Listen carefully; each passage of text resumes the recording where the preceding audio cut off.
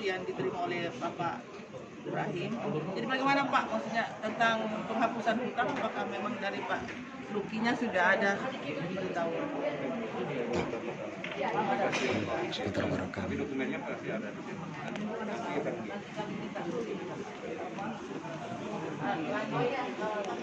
Masalah perencanaan ini saya rasa kita semua ini sepertinya saya maupun teman-teman kayak seperti tidak sanggup lagi kita lakukan. Karena apa? Begitu banyak permasalahan, baik itu tentang hak keperdataan korban, bagaimana korban yang tidak mendapat hutang, seperti kasus Petobo ini tentang hak tanah, mereka sudah digugat secara pidana oleh pihak-pihak pemilik sertifikat. Terus masalah dana santunan yang menurut kita ini secara rasional itu tidak mungkin tidak cukup dana, karena dana turun berdasarkan finalisasi data korban. Kok bagaimana bahwa mereka mengatakan bahwa dana itu belum cukup sehingga untuk sementara waktu dana santunan belum bisa diberikan. Begitu juga jaduk. Jaduk itu kan sifat jaduk itu asasnya kan segera. Kok segeranya masalah? Sepertinya tidak ada dana, Ini di mana semua? Saya sekarang duduk di dewan, ini ada apa? Saya mohon sebentar bagian pansus yang baru ini bisa memberikan pencerahan kepada kami. Ada apa kok? Santunan tidak cukup, dananya jadul tidak ada. Belum lagi kalau saya bicara stimulan. Stimulan ini yang dananya 2 kali tahapan sudah ada, data sudah finalisasi, sudah di-SK-kan oleh gubernur, kok tidak direalisasi. Udang bergerak kemana kalau saya tidak salah laporan mereka 400 atau baru 500 miliar. Ini 2 tahapan loh. Tahapan pertama belum keseluruhan. Uangnya kemana? Dananya kemana? Kami sebagai apa yang kami urus sejak 20 hari pasca bencana ini bingung, kami kebingungan. Tapi akhir ceritanya pasti kami akan melakukan litigasi karena sudah tidak kami tidak melihat baik dari DPR maupun apa, semua kayaknya sudah merasa bahwa bencana ini sudah aman, bencana ini sudah tidak ada masalah, bahwa kasus-kasusnya sudah tidak ada. Sangat lucu kami bicara di sini ketika kami datang ke Parimo, itu DPR-nya nggak punya data, malah mereka mengatakan saya tidak tahu berapa korban. Yang ngomong ketuanya, tolong dicatat, yang ngomong ketuanya ke saya, ke semua audiensan. Ada apa ini dewan kita? Apakah mereka hanya makan gaji buta? Saya mengatakan hari ini silakan Anda penjarakan saya kalau ada hal-hal saya yang menyerempetkan. Tapi saya yang mengurus kebencanaan ini bingung. Kok orang semua sudah pada damai naik sepeda, bikin acara-acara, bangun jembatan, bangun patung. Sementara itu Petobo, Balaroa, masih sekitar 500 orang belum menerima dana santunan. Ini dana santunan, asasnya segera. Saya mohon hari ini kami tidak meminta apa-apa, tapi kami minta ketegasan Dewan.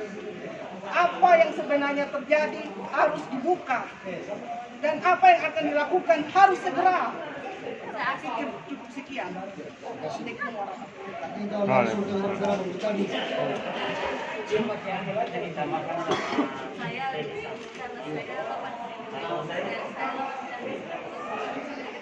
sebenarnya konfirmasi. Buka saja Mas, aman kita. Dokter aman sih. Kalau dulu masih Pak Nyadi jadi ketua fraksi, sebetulnya kita sering dan semua temuan-temuan kita di lapangan semua sudah kita sampaikan. Nah, kalau mau dibilang dari kita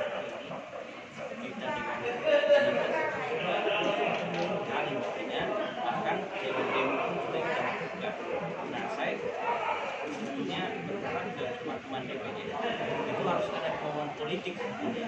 Karena kalau sebatas hanya pernyataan itu tidak, harus ada kemauan politik untuk benar-benar ya memperjuangkan hak para penyintas ini.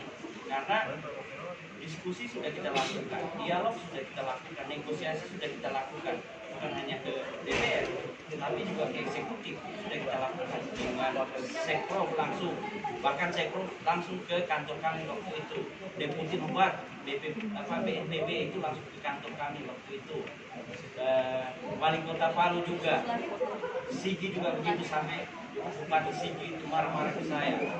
Terus PPBD Donggala juga begitu, kecuali Parigi Moto. Nah, Parigi Moto ini yang di backup oleh teman-teman pengacara. Nah, menurut saya satu hal yang bermasalah di kita itu adalah soal kemauan. Mau nggak kita menyelesaikan masalah ini? Soal data bisa saja kami kasih. Semua juga sudah ada, saya ke Ibu Ketua saya sudah kasih. Nah, pertanyaan saya, kita mau nggak menyelesaikan ini? Ya kan, supaya itu tidak nanti diskusi setelah itu selesai lagi, nanti akan ada lagi diskusi. Maksud saya begitu. Di Kota Palu itu yang paling miris Pak. Bahkan santunan duka, saya tidak mau rinci ya, karena ini ya itu ada 600 orang. Saya tidak bilang ini dihilangkan. Orang yang meninggal 600 dari 4.000 sekian itu ada 600 yang tidak masuk namanya sebagai penerima santunan. Ada apa? Padahal uangnya sudah ada.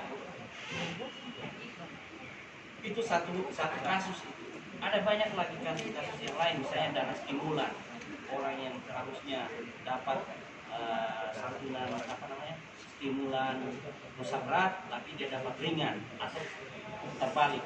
Itu banyak kasus itu. Nah, apakah teman-teman di DPR itu juga mengawasi itu? Karena di dalam undang-undang kan salah satu yang dilakukan oleh DPR adalah soal pengawasan. Ya kan? Jadi desakan kita itu ke situ. Dewan Provinsi itu harus betul-betul mengawasi apa yang dilakukan oleh eksekutif, karena itu tidak pernah dilakukan selama ini. Ya kan, ya meskipun sudah ada pansus dibuat, tapi kalau kita lihat progresnya itu tidak ada.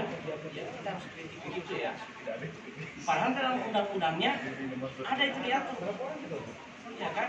Bahkan kita punya namanya peraturan daerah nomor 2 tahun 2013. Ini yang selalu saya minta ke teman-teman DPR untuk baca peraturan itu.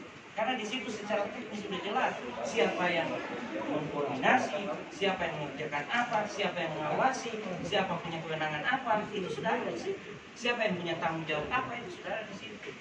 Jadi saya berharap teman-teman di DPR itu harus baca juga Perda itu, Perda nomor 2 tahun 2013. Nah, dalam sebetulnya karena kita adalah status daerah kebencanaan, itu yang punya kewenangan, yang punya otoritas itu gubernur, di bawahnya itu Sekprov, karena dia eselon 1A, 1B, itu bukan kalaknya itu hanya pelaksana saja, yang punya tanggung jawab otoritas terhadap pelaksanaan untuk penyelenggaraan bencana itu Sekprov. Dalam hal ini gubernur, dia yang punya tanggung jawab. Nah, tapi kalau kita lihat sekarang ini, kita datang gubernur, oh itu bukan kewenangan kita, kewenangannya kabupaten. Loh, ini kan daerah provinsi maksudnya. Jadi kita harus pakai itu Perda nomor 2 itu dalam penyelenggaraan penanggulangan bencana. Makanya saya berharap teman-teman di Dewan itu harus baca itu aturannya. Dan juga baca Undang-Undang 24 tahun 2007 supaya jelas siapa yang punya kewenangan, siapa yang punya tanggung jawab, siapa yang melaksanakan ini, siapa yang punya otoritas untuk mengkoordinasi, bukan bikin lagi itu sekarang ini dari dulu ya gugus tugas, bukan, karena di aturan sudah ada sebetulnya semuanya. Secara teknis kalau kita membaca banyak sekali aturan, ada Perka BNPB, peraturan menteri mulai dari Kemenkeu, dalam negeri sampai dengan Perka BNPB ada semua itu. Kita juga punya Perda nomor 2 tahun 2013. Makanya dibaca supaya kita secara komprehensif mengerti bahwa siapa yang bertanggung jawab adalah ini misalnya. Begitu kira-kira dari saya. Soal data kita siap, yang penting ada keseriusan dari dewan gitu. Nah, kita sudah kasih juga kepada teman-teman pengacara, kepada ibu ketua KI Kota Palu. Nah, kalau memang ada unsur pidana atau administrasinya, ya memang itu harus didorong. Begitu kira-kira yang bisa saya sampaikan. Data ada, tinggal itu keseriusan kita. Kami siap membantu, membackup semua yang diperlukan dalam rangka penyelenggaraan penanggulangan bencana ini. Yang kami harapkan itu adalah dari dewan mau enggak. Ini soal kemauan politik saja. Itu yang selalu berkali-kali saya sampaikan juga kepada eksekutif. Ini kalian mau enggak? Itu kira-kira yang ingin saya sampaikan. Terima kasih Agus, saya kembalikan. Besar harapan kita ke pansus ini bisa melebihi dari apa yang kita lakukan. Misalnya kalau kami terkendala soal transparansi data di lapangan, harusnya kami berharap pansus bisa membuka proses itu jadi lebih cepat untuk kita lakukan verifikasi. Sayangnya sampai hari ini kami tidak lihat sedikit pun apakah itu pernyataan langsung ataupun di media bahwa pansus sudah ada kemajuan dalam progresnya. Nah, yang kami mau bilang mudah sebetulnya menyelesaikan kasus atau proses bencana, penanganan bencana di Sulawesi Tengah saat ini. Kuncinya cuma dua, Ibu. Mendorong transparansi data dan mendorong percepatan pelepasan lahan untuk proses huntang. Ini dasar dari hak dasar penyintas kalau mau dipenuhi. Ada 3 sampel misalnya kalau mau lihat betapa buruknya penanganan bencana. Kalau kita ambil sampel di Kota Palu. Yang pertama, dalam laporan Gubernur tanggal 10 Oktober 2019 disebutkan ada 4.600 orang meninggal dunia. Tetapi dalam prosesnya dana santunan duka yang disertakan itu hanya 3.600. Artinya ada 100-an lebih orang yang tidak tercover dalam santunan duka. Saat kami konfirmasi ke Dinas Sosial, jawaban mereka hanya bilang bahwa 124 itu kemungkinan tidak melapor. Ada logika yang bermasalah, karena sepengetahuan kami, proses pendataan itu dilakukan penjaringan dengan tim dan dengan biaya dan uang negara. Jadi bukan berdasarkan laporan warga. 124 orang kalau dikalikan 15 juta ada 1 miliar lebih kurang lebih. Itu yang pertama. Yang kedua, surat edaran wali kota yang menyatakan bahwa penyintas yang tidak mau direlokasi dan memilih tetap tinggal di zona yang dianggap rawan bencana yang sampai hari ini belum ditandatangan BMKG tidak akan diberikan akses listrik, jalan raya, dan air. Saya kira ini ada kelalaian negara dan pembiaran negara terhadap rakyatnya, apalagi dalam konteks bencana. Yang ketiga soal transparansi data tadi. Sampai hari ini kami tidak mendapatkan data yang betul-betul valid di lapangan. Pada akhirnya kami melakukan pendataan sendiri. Nah, sebetulnya kami ingin tahu juga sudah sampai di mana progres pansus ini bekerja, tentunya dengan uang negara. Terima kasih. Assalamualaikum warahmatullahi wabarakatuh.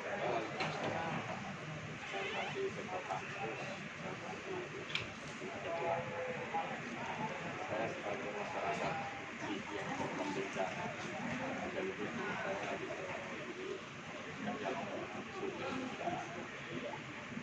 kepada pansus yang telah dibentuk yang kedua kalinya ini, saya berharap itu bekerja dengan maksimal karena pansus pertama itu hampir tidak ada rekomendasi yang berubah, hampir tidak ada menjurus kepada apa yang kami sampaikan.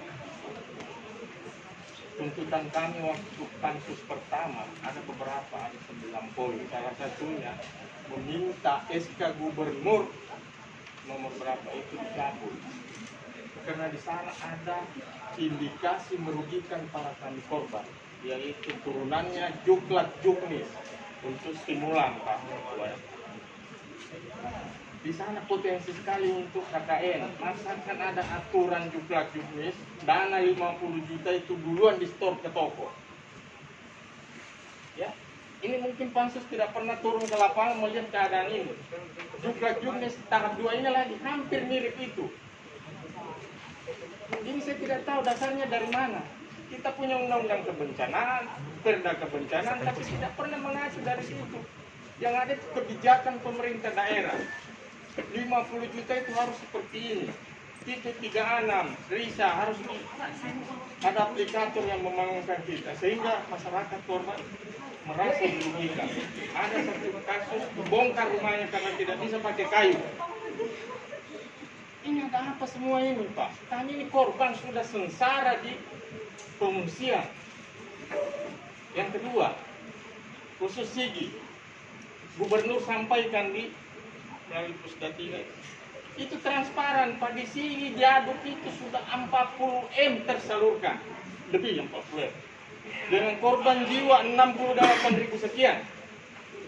Itu di data Pusdatina, disampaikan oleh Gubernur. Kami juga dialog langsung lagi di TVRI per bulan berapa itu. Gubernur diwakili Pak Dr. Iwin Sompa bilang lagi 40 M. Mana yang benar ini, Pak? Sementara Dinas Sosial Sigi bilang waktu kami demo baru 9 M tersalurkan. Yang mana sebenarnya harus dipakai ini? Kemarin kami dialog lagi melalui live itu. Dinas Sosial Sigi bilang sudah tertambah 5 M, sudah 14 M tersalurkan. Sedangkan ini tidak pernah dirubah ini keterangan Gubernur 40 M. Saya minta ini yang mana yang benar. Kalau 40 M ini salah, hapus ini. Yang dipakai 14. Kalau 14 ini yang benar, yang 20 M ini kemana? Ini jaduk, Pak. Hak hidup para korban ini. Jadi ini perlu perhatian kita bersama. Karena pansus yang kedua ini, di samping penghapusan utang itu kita dukung. Tapi tolong bencana pertama, bencana alam ini, jangan hanya COVID yang di bencana COVID ini yang ditakut-takuti, jangan main-main. Tapi korban dana bencana alam ini kemana? Sampai hari ini di sini itu masih banyak. Mungkin Pak Budi Luhur juga tahu itu atau ada yang dapil dari sana. Coba kita turun sama-sama periksa. Benar enggak ini? Laporan pemerintah Kabupaten Sigi sudah 370 miliar lebih tersalurkan itu dana stimulan. Benarkah di lapangan? Ini yang perlu perhatian kita bersama. Kalau laporan dari pusat sampai di Jakarta itu laporan daerah sudah jempol Deputi 4. Saya bicara langsung Deputi 4. Yang di Sigi itu jempol, Donggala itu jempol. Cuma agak Palu yang agak sedikit lambat. Benarkah ini semua ini? Ini pertanyaan kita. Kami korban di lapangan masih banyak di tenda. Termasuk di Peto, pokoknya pasti Sigala ini. Jadi melalui pansus ini saya berharap sekali pansus ini betul-betul bisa merealisasikan korban hak kami ini. Karena sudah jelas semua aturannya, Pak. Satu yang saya bisa tambahkan barangkali, tolong dari rekan-rekan praktisi hukum, Juklat Juknis ini tolong kita tinjau kembali. Karena di sana ada kerugian bagi kami para korban. Karena semua tidak boleh, harus ditentukan oleh pemerintah. Tipe 36, tipe Risa. Nah kami kalau satu rumah kemarin itu ada 2 kakak, bisa nggak kami tinggal di rumah tipe 36? Pemerintah pusat melalui JK sudah bilang, di sini di Panau dia bilang, pemerintah bantu 50 juta dana stimulan, nanti Bapak Ibu bangun sendiri. Kan dia paham betul tidak cukup untuk membangun rumah untuk kebutuhan para korban. Makanya judulnya stimulan. Nah sekarang kenapa mau diatur? Harus bikin begini, harus bikin begitu. Ini kan bukan proyek perumahan. Jadi saya kira ini perlu kita tinjau kembali Juklat Juknis ini, karena banyak kerugian di tengah-tengah masyarakat. Oke. Jadi ini barangkali yang saya bisa sampaikan. Terima kasih. Terakhir Assalamualaikum Bu Sri ya. warahmatullahi wabarakatuh. Jadi dari warga Kota Palu, Taliso. Assalamualaikum warahmatullahi wabarakatuh. Saya Ibu Sri Haris, saya dari Purwokerto. Yang saya mau tanya di sini, itu tentang dana stimulan itu yang rusak berat, kayak tidak tersentuh dengan kami di Komodo itu. Itu apa maksudnya itu? Pertanyaan saya, kasihan kami ini sudah mau 2 tahun itu tinggal di tenda. Memang betul ada huntara. Tetapi tidak mungkin saya berdesak-desakan dengan anak-anak saya yang sudah menikah, tinggal juga di dalam huntara yang 3x4 itu. Itu kan pasti, ibu apa pasti tahu. Sekarang ini musim hujan, tenda saya itu bocor sana, bocor sini. Kesana kemari dia punya bocor itu. Kurang di bawah-bawah itu loyang dan lain sebagainya masuk dalam huntara, dalam tenda itu. Jadi mau sampai kapan? Ini kami ini, apakah mau dikasih uang yang 50 juta itu atau tidak? Dan pertanyaan saya, Kenapa mau ditahan-tahan itu uang 50 juta kalau mau dikasihkan kita, mau diatur-atur kita mau beli ini, mau beli ini? Tidak mungkin, Pak. Itu uang kalau dikasihkan ke saya langsung ke mall beli baju baru, itu tidak mungkin. Pasti rumah dulu yang saya urus. Karena itu tinggal di dalam huntara itu Pak, sangat tidak cocok buat anak-anak kecil. Kenapa saya katakan tidak cocok? Di situ itu panas. Kalau tengah hari tua itu buka main dia punya abu. Kalau musim hujan ini buka main bocor sini sana. Tidak karu-karuan. Belum kita punya listrik Pak, dibayar 3 macam listrik. Listrik yang mau dipakai sendiri, listrik untuk dapur, listrik untuk air. Ya, poinnya Memangnya apa, kita Bu? ini, Poinnya apa, Bu? Karena waktu. ya itulah, memangnya kita ini orang kaya raya. Itu poinnya. Saya cuma mau tanya, kenapa cuma rusak berat yang seperti ditelantarkan? Kenapa cuma rusak ringan dengan rusak sedang itu yang urus-urus? Itu rusak sedang dan rusak ringan itu kan puing-puing yang masih bisa dia berdiri di situ. Tapi kita orang yang tidak ada ini mau bilang mau dibangun akan huntap. Mana itu huntap? Dibangun di Buddha Suci sana, sedikit lagi Pak. Dibangun di Buddha Suci sana, mana air? Sudah beberapa kita punya teman-teman yang dari Untara Gunung Koni itu tinggal di Huntap, masuk di Huntap, tapi dia balai lagi karena tidak ada air. Baru tidak boleh kita pasang mau bikin kamar mandinya cuma di luar buka-buka begini. Kalau buat laki-laki mandi di luar-luar begitu itu boleh, tapi kalau buat kita ibu-ibu, masa kita mau bikin mobil mandi di luar rumah, tidak masuk di akal kan? Oke. Jadi sekian yang Terima kasih saya Bu mau Sri. sampaikan. Ibu Sri ini viral betul di FB waktu aksi kepung ya.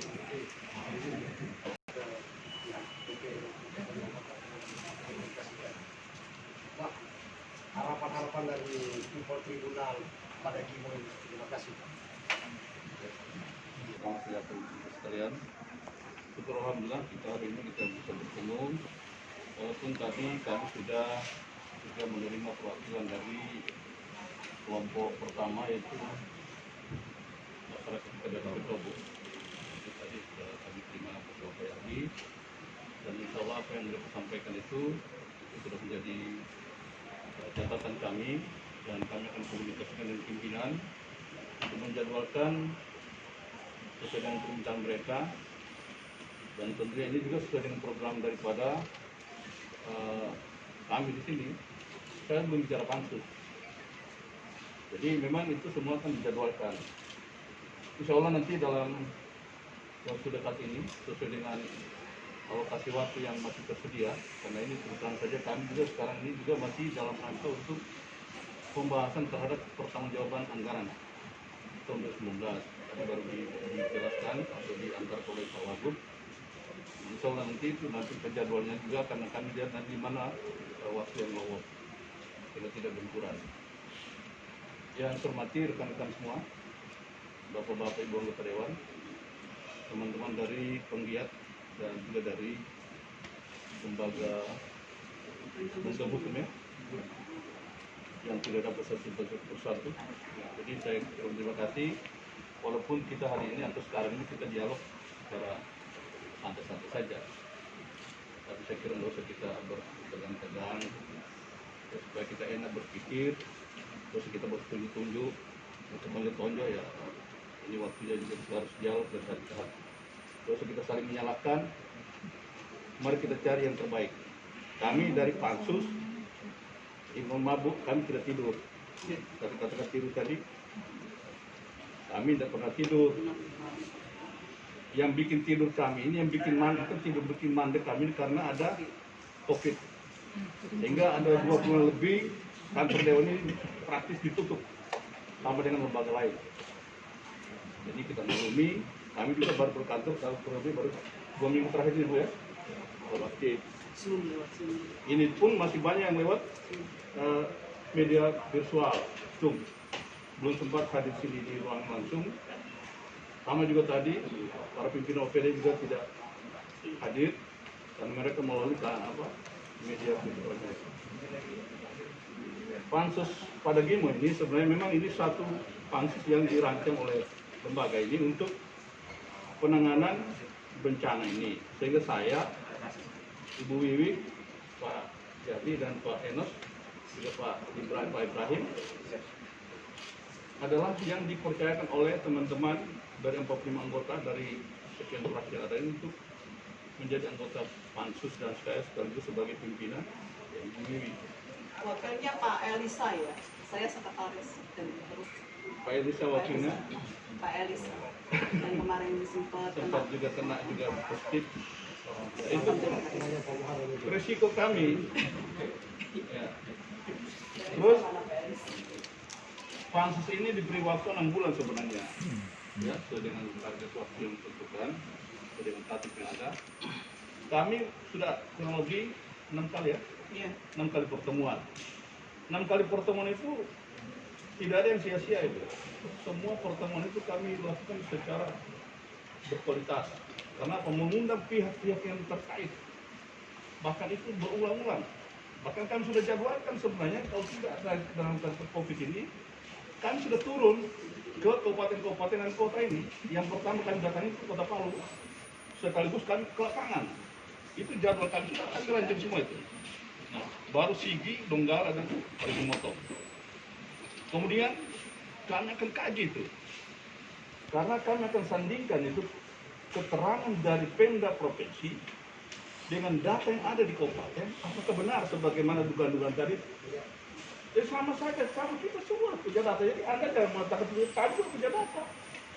Tidak perlu kami punya data, kami datang langsung meminta, baik dari pemerintah daerah kabupaten, kota, dan juga dari teman-teman yang ada di lapangan. Kami sudah data lengkap. Sebenarnya data yang Bapak berikan itu hanya menambah saja. Karena kami sudah punya data. Sama dengan kemarin, masalah penghapusan utang. Kami sudah lengkap. Tambah oleh teman-teman dari LSM, itu lebih bagus lagi. Karena ada yang tertinggal dari kami, itu bisa. Nah, kemudian, kenapa kami harus sandingkan ini? Karena kami sudah mengundang pihak di provinsi ini, mulai dari DPKD sebagai penanggung jawab keuangan, karena uang pasti masuk ke rekening Pemda dulu. Kemudian dari Badan Bencana sampai pada pihak pendidikan, kepala dinas pendidikan. Kemudian PU ya, PU sudah kita undang juga. Artinya karena penyaluran dana ke berapa ke OPD ini. Ini kan tidak. Termasuk juga dana dari Pemda DKI ya, banyak dia. Itu juga kami kejar. Yang disampaikan langsung oleh gubernur yang sudah datang hari haul guru tua itu 60 miliar itu sudah kami kejar. Dan itu akan kami combine nanti dengan data dari kabupaten ke kota. Karena dana 60 miliar ini konon kabarnya digunakan untuk perbaikan jalan di dalam kota. Ini kami kejar lagi nanti sampai ke bawah. Nah, belum sempat kami melakukan itu, tiba-tiba ya kita nggak sangka juga, nggak pernah kita rencanakan pandemi datang. Ini Tuhan Corona datang. Tidak ada ampun. Ya? Jangankan pansus Pak, soal saja dipindahkan. Ya, itu harus kita maklumi. Jemaah haji saja sekarang ditangguhkan untuk pelaksanaannya secara besar-besaran. Dia hanya menerima yang lokal saja. Sekarang orang luar negeri nggak boleh kesana. Kerajaan sudah memberikan keputusan tidak menerima jemaah haji. Jadi apalagi kita pansus ini. Dan jangan dianggap kami tidur. Kami menghormati kondisi yang ada sekarang ini karena ya harus begitu. Tetapi dengan adanya pernyataan apa sih normal baru ya, new normal ya. Saya terganggu dikatakan new normal itu. Karena kenapa bahasa Inggris pernah disambung bahasa Indonesia? Karena dia sekaligus saja normal baru. Ya. Kita sudah bisa melakukan kembali, makanya saya sampaikan yang punya dan teman-teman, kapan kita bisa kembali lagi untuk melakukan lagi lanjutan rapat pansus ini dengan program yang sudah kita tetapkan. Apakah masih seperti itu? Nah tentunya pasti akan dilakukan secara menyesuaikan lagi. Kalau kemarin kita datang ke sana kan mungkin tanpa masker, tanpa lain-lain dan tidak ada pengaturan jarak. Sekarang sudah atur betul. Disesuaikan dengan jadwal mereka di kabupaten lagi, karena kemarin kan sudah ada jadwal mereka ke sana dikirim kemarin dan sudah kirim. Mereka sudah siap, Kota Palu sudah siap, Sigi sudah siap, cuma Donggala belum tembus. Untuk menerima, mereka sudah jadwalkan. Tetapi tiba-tiba itulah pandemi ini. Tujuan kami kenapa? Pertama kami harus datangi Pemdanya. Yang kedua, kami datangi DPR-nya. Jangan-jangan Pemdanya berbohong, DPR-nya mungkin bisa meluluskan. Itulah kami sendirikan semua. Jadi teman-teman, alhamdulillah saya juga bersyukur hari ini sama teman-teman pansus kedatangan Bapak sekalian menambah wawasan kami, menambah semacam informasi yang kami bisa lakukan untuk mendalami apa yang kami menjadi tugas kami di paripurna. Jadi ini saya kira kita juga tidak pernah main-main. Ini persoalan nasib masyarakat kita yang kami wakili juga di sini.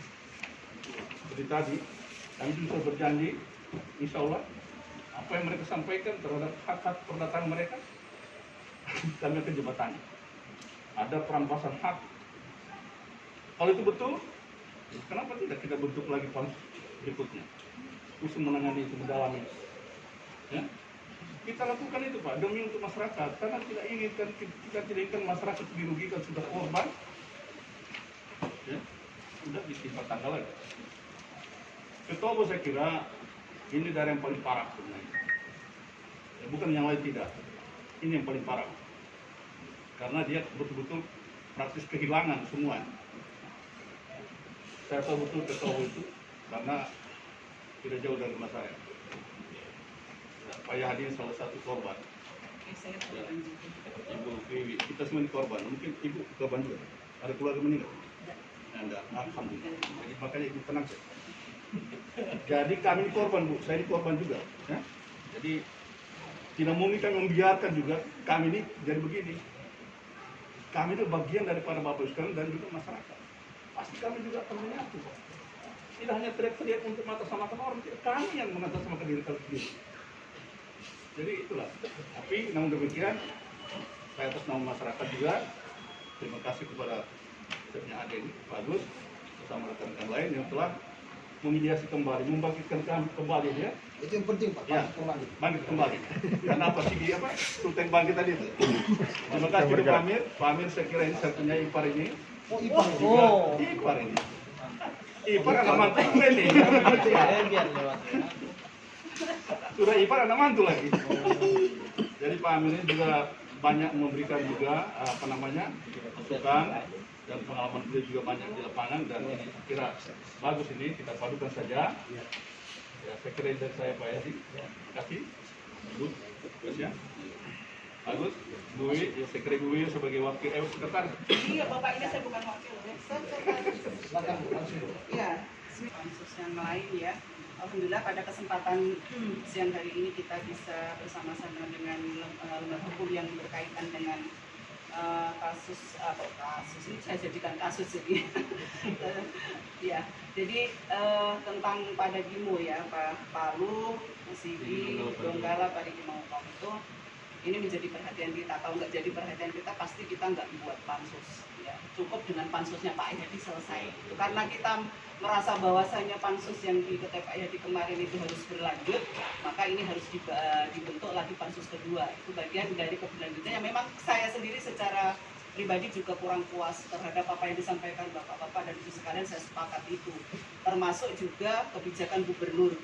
Karena apa? Karena kita kalau kita reses itu isinya hampir sama. Saya reses berapa kali tempat, 8 kali titik, 10 kali titik pun isinya sama. Tentang dana jaduk, dana stimulan, sama. Nah, termasuk kemudian kemarin yang sudah kita bahas dengan OPD ya, yang kita sempat sudah undang gitu, itu memang itu yang mau dirombak pertama Pak. Gitu.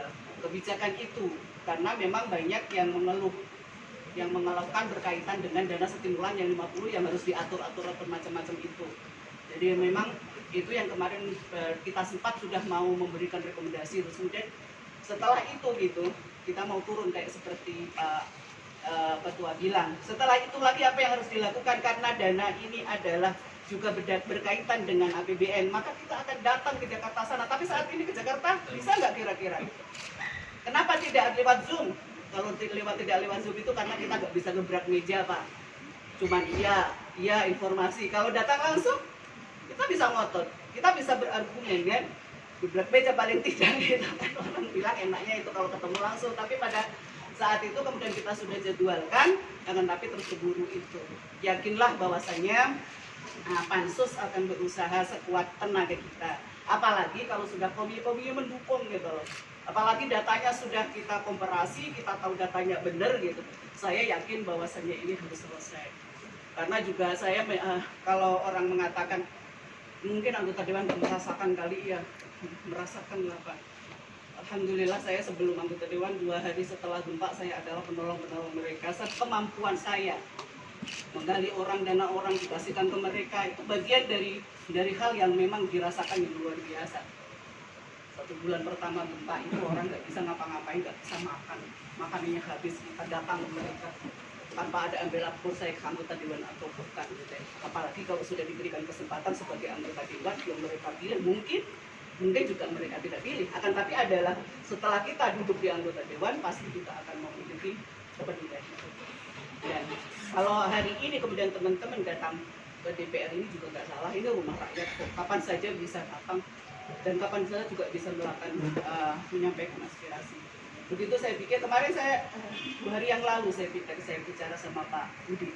Pak Budi, ini sudah new normal, ayo kita lanjutkan lagi. Baru 2 hari yang lalu, sebelum kami datang ke sini kita sudah bicara mau melanjutkan itu. Tapi dengan adanya ini memang kita sekarang ini lagi jadwalnya padat memang. Termasuk sekarang yang lagi masalah lagi ini adalah berkaitan dengan keamanan Poso. Bahkan itu sudah 6 kali saya ada pertemuan. Ya, ini mau RDP menentukan itu juga. Belum ada waktu. Iya, belum ada waktu mau RDP. Itulah teman-teman sekalian. Kita, iya Kapolda nonton terus ya. Alhamdulillah gitu. Tapi dengan adanya teman-teman gitu, teman-teman sekalian di dalam memperjuangkan aspirasi masyarakat yang datang ke dewan ini, itu bagian dari kami menurut saya ya seperti itu. Maka kemudian juga dewan harus menindaklanjuti secara cepat. Itu mungkin Pak yang bisa saya sampaikan. Assalamualaikum warahmatullahi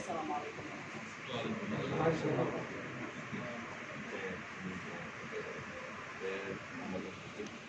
Assalamualaikum warahmatullahi wabarakatuh. Kira ini alhamdulillah hari ini ketemu dua kalinya dengan saya dan dia juga ini ketua pansus sekaligus